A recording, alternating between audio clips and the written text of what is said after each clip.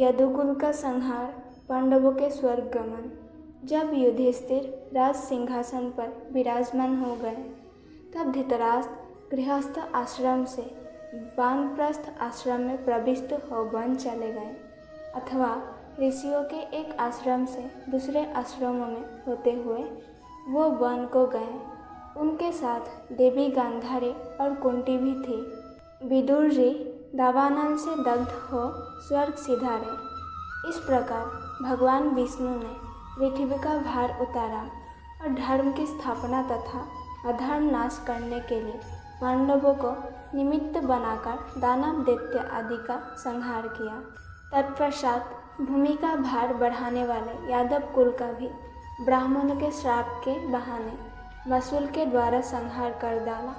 अनिरुद्ध के पुत्र वज्र को राजा के पद पर अभिषिक्त किया। तदंतर देवताओं के अनुरोध से प्रभाव क्षेत्र में श्रीहरि स्वयं ही स्थूल शरीर की लीला का संवरण करके अपने धाम को पधारे। वह इंद्रलोक और ब्रह्मलोक में स्वर्गवासी देवताओं द्वारा पूजित होते हैं। बलराम जी शेषनाग के स्वरूप थे।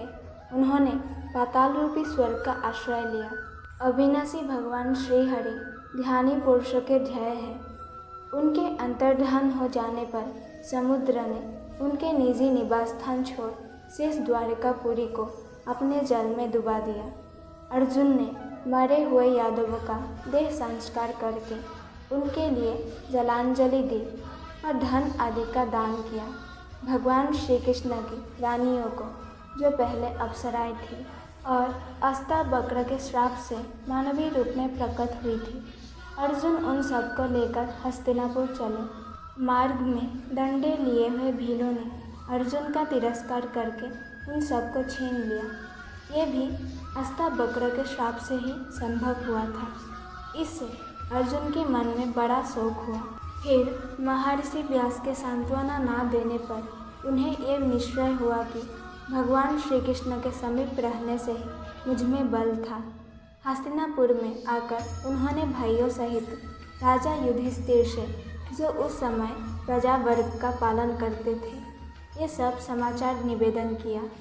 वो बोले, भ्राता, वही धनुष है, वही बाण है, वही रथ है और वही घोड़े हैं, किंतु भगवान श्री कृष्ण के बिना सब कुछ उसी प्रकार नष्ट हो गया जैसे अश्वत्रियों को दिया हुआ दान।